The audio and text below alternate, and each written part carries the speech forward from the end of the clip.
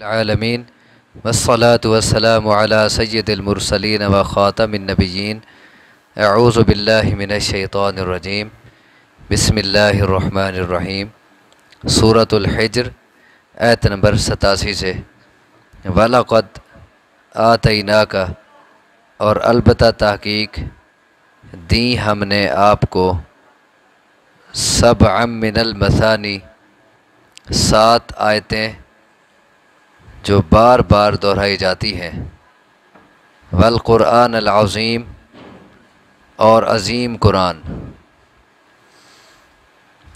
7 آیتیں جو بار بار پڑھی جاتی ہیں اور عظیم قرآن، یہ 2 چیزیں ہم نے آپ کو دی ہیں۔ اس سے مراد کیا ہے؟ 7 آیتیں جو بار بار پڑھی جاتی ہیں، اس سے مراد سورۃ الفاتحہ ہے جس کی 7 آیات ہیں اور وہ بار بار بھی پڑھی جاتی ہیں۔ اور یہ تفسیر ہم اپنی طرف سے نہیں کر رہے، بلکہ رسول اللہ صلی اللہ علیہ وسلم نے یہ تفسیر کی ہے۔ صحیح بخاری کی روایت ہے، ابو سعید بن معلیٰ کہتے ہیں کہ میں مسجد میں نماز پڑھ رہا تھا، رسول اللہ صلی اللہ علیہ وسلم نے مجھے بلایا، لیکن میں نماز پڑھتا رہا۔ جب میں نماز سے فارغ ہوا، میں رسول اللہ صلی اللہ علیہ وسلم کے پاس گیا۔ آپ نے مجھے کہا کہ جب میں نے بلایا تھا تو نے دیر کیوں کی؟ میں نے کہا کہ میں نماز پڑھ رہا تھا۔ آپ نے فرمایا کیا نے اللہ تبارک و تعالیٰ کا یہ فرمان نہیں پڑھا کہ یا ایھا الذین آمنوا استجیبوا للہ وللرسول اذا دعاکم لما یحییکم، کہ جب اللہ اور اس کا رسول تمہیں بلائیں تو انہیں جواب دو۔ تو پھر فرمایا کہ میں تجھے مسجد سے نکلنے سے پہلے قرآن مجید کی سب سے عظیم صورت سکھاؤں گا۔ پھر آپ نے میرا ہاتھ پکڑا اور جب آپ مسجد سے نکلنے لگے میں نے آپ کو یاد دلایا کہ آپ نے فرمایا تھا کہ مسجد سے نکلنے سے پہلے میں سب سے عظیم اور بڑی سورت سکھاؤں گا۔ تو آپ نے فرمایا کہ وہ سورت الحمدللہ رب العالمین ہے، اور وہی سبع من المثانی ہے، اور وہی قرآن عظیم ہے۔ یعنی اس جگہ یہ سبع من المثانی اور قرآن عظیم سے مراد ایک ہی چیز ہے اس تفسیر کی بنیاد پہ۔ سورۃ الفاتحہ یہی سبع من المثانی بھی ہے اور یہی قرآن عظیم بھی ہے، یعنی اکیلی صورت ایک۔ یہ 7 آیتیں ہیں جو بار بار پڑھی جاتی ہیں، اور یہ قرآن عظیم ہے۔ یہ ایک صورت پورا قرآن ہے جو سمجھیں۔ کیوں؟ کس لحاظ سے؟ اپنے مضامین کے لحاظ سے، کہ پورے قرآن کا نچوڑ اور خلاصہ جو پوری تفصیل ہے وہ سورۃ فاتحہ میں بیان کر دی گئی ہے۔ ایک مجمل انداز میں اس کا نچوڑ آ گیا ہے۔ اللہ کی توحید بھی ہے اس میں رسالت بھی ہے، اس میں آخرت کا تذکرہ بھی ہے۔ جو بنیادی مضامین ہیں قرآن مجید کے وہ پورے اس چھوٹی سی صورت میں آ گئے، اسی لیے اس چھوٹی سی صورت کو قرآن کہا گیا، قرآن عظیم کہا گیا۔ اسی لیے آپ جانتے ہیں کہ اس کا نام ام القرآن بھی ہے، اور حدیث میں یہ نام بھی آتا ہے ام الکتاب، ام القرآن، یعنی پورے قرآن کی یہ بنیاد ہے۔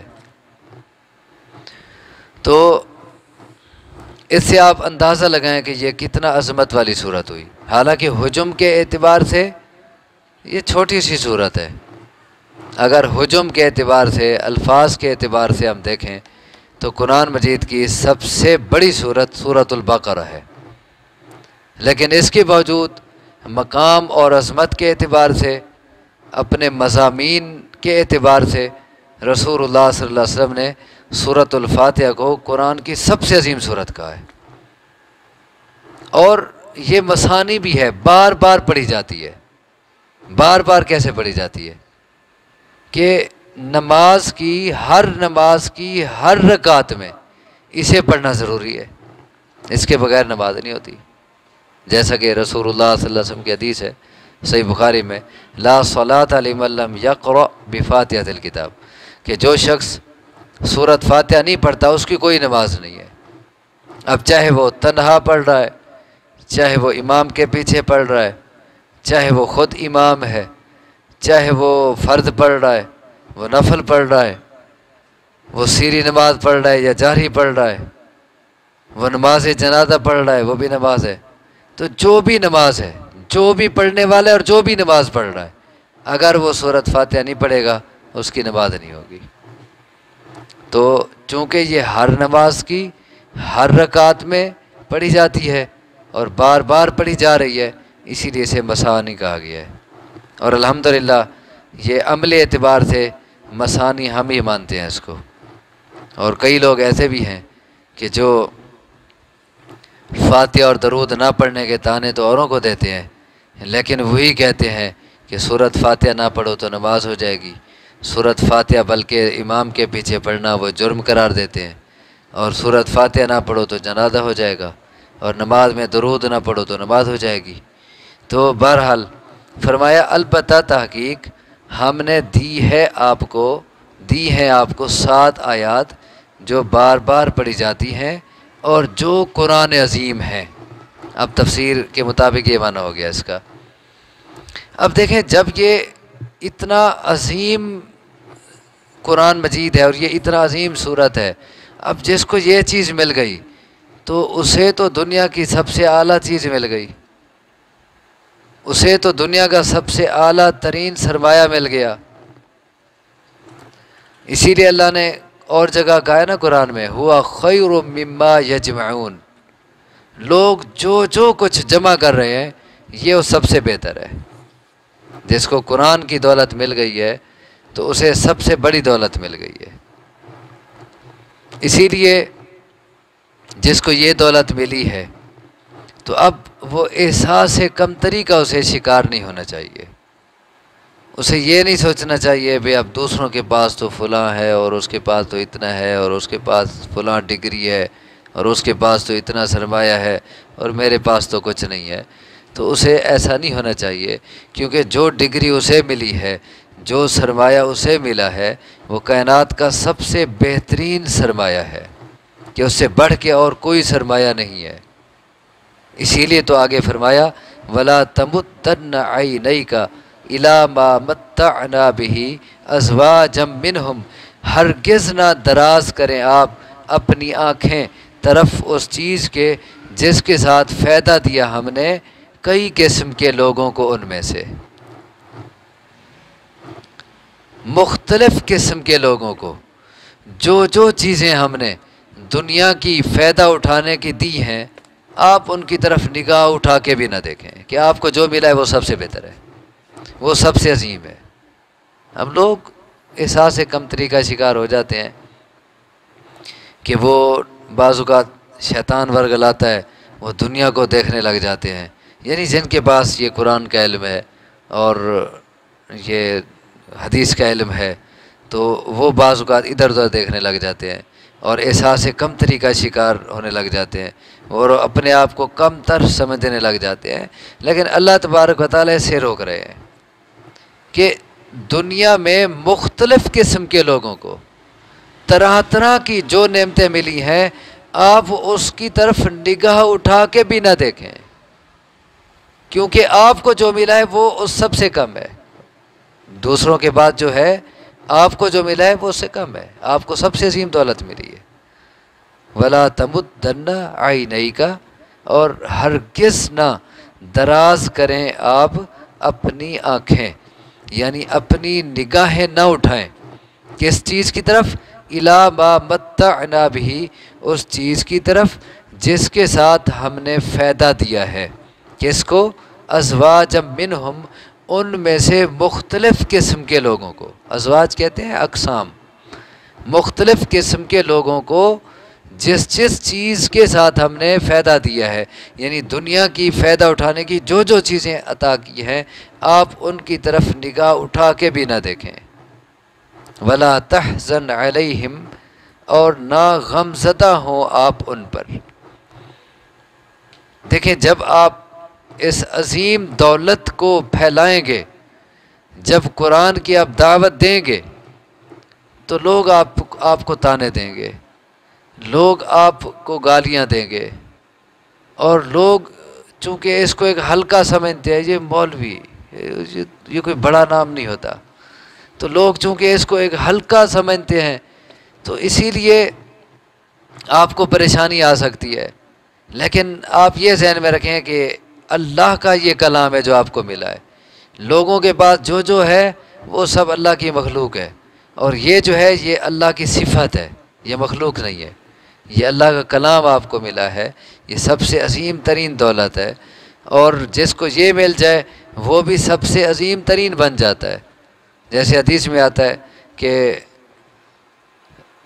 جو خیرکم، اور ایک روایت میں افضلکم من تعلم القرآن وعلمہ، جو قرآن سیکھتا ہے یا سکھاتا ہے، دونوں کی بات ہے، جو قرآن سیکھتا ہے یا سکھاتا ہے وہ سب سے افضل ہے، وہ سب سے بہترین ہے۔ اسی لیے چاہے لوگ آپ کو ہلکا لیں، کم تر سمجھیں، گھٹیا سمجھیں، کیونکہ ان کے سامنے دنیاوی شان و شوکت ہوتی ہے، تو آپ لا تحزن علیہم، آپ ان پہ غم نہ کھائیں، پریشان نہ ہو، ایک معنی۔ دوسرا معنی یہ بھی ہو سکتا ہے اس کا، آپ ان پر غم نہ کریں، یعنی اگر وہ آپ کی بات نہیں مانتے اور وہ جہنم کی طرف جا رہے ہیں اور قرآن کو نہیں تسلیم کرتے، اس کی تعلیمات کو نہیں سنتے، تو آپ ان پر غمگین نہ ہو، آپ نے اپنا کام کر دیا ہے، ان کو سمجھا دیا ہے۔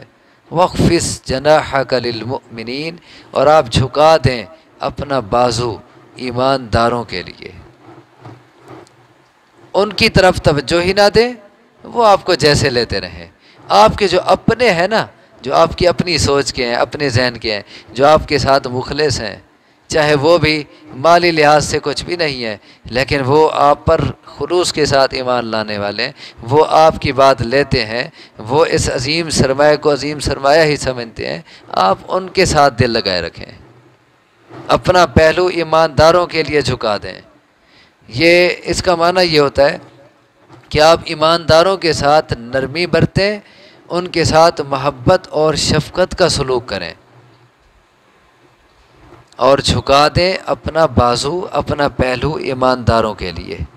یہ اصل میں جناح جو ہوتا ہے نا، یہ پرندے کے پر کو کہتے ہیں، اور جب پرندہ اپنے بچوں پہ شفقت کرنے لگتا ہے تو کیا کرتا ہے؟ اپنے پر اس پہ پھیلا دیتا ہے۔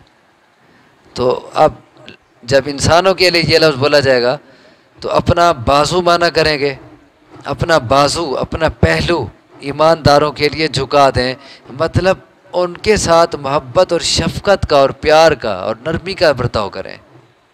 وَقُلْ إِنِّي أَنَا النَّذِيرُ الْمُبِينُ، اور آپ کہہ دیں بے شک میں تو ڈرانے والا ہوں کھلم کھلا، یعنی کوئی آپ کی بات نہیں مانتا، آپ کہیں میرا کام واضح طور پر ڈرانا ہے اور وہ میں نے کر دیا ہے۔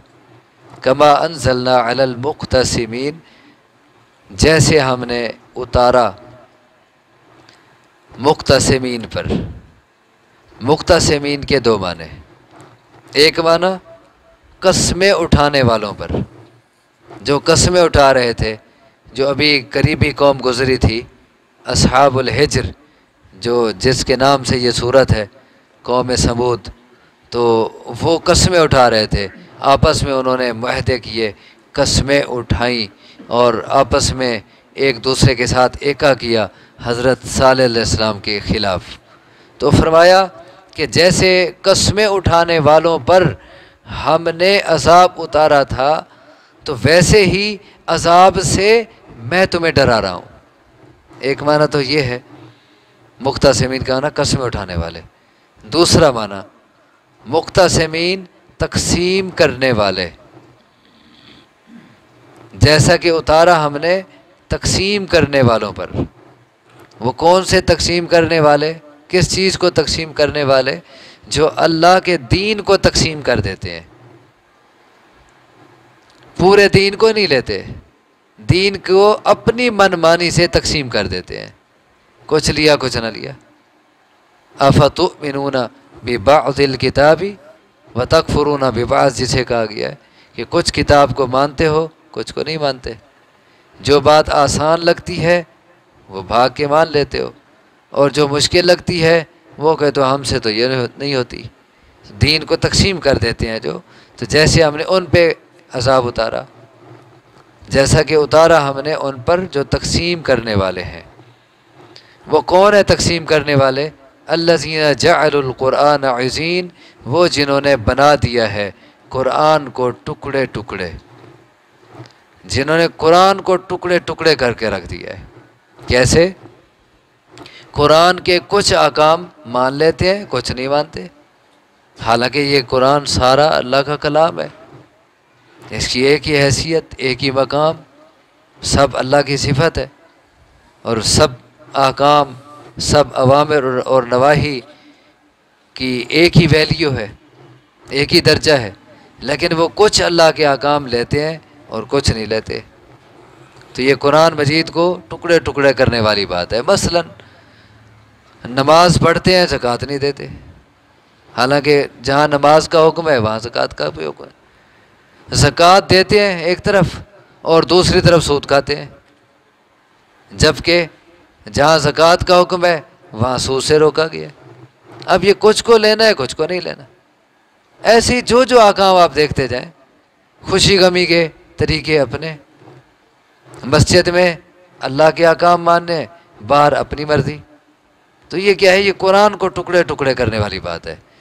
تو فرمایا وہ جنہوں نے بنا دیا قرآن کو ٹکڑے ٹکڑے، فَوَرَبِّكَ لَنَسْأَلَنَّهُمْ أَجْمَعِينَ، بس قسم ہے تیرے رب کی، ہم ان سب سے پوچھیں گے۔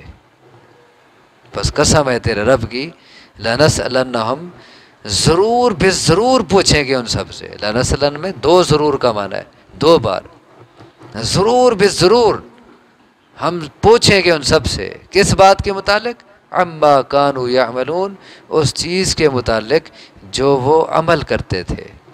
انہوں نے جو قرآن کی تقسیم کر رکھی تھی، انہوں نے اپنی منمانی سے دین کی تقسیم کر رکھی تھی، کچھ دین کو لیتے تھے، کچھ کو نہیں لیتے تھے۔ ہم ان سب سے اس کے متعلق ضرور سوال کریں گے، اور پھر اس وقت ان کا کیا جواب ہوگا وہ آج ہی سوچ لیں۔ اللہ تبارک و تعالیٰ سے دعا ہے مجھے آپ کو سمجھنے کی، عمل کی توفیق عطا فرمائے۔ اقول قولی ھذا واستغفر اللہ لی ولکم، وآخر دعوانا ان الحمد للہ رب العالمین۔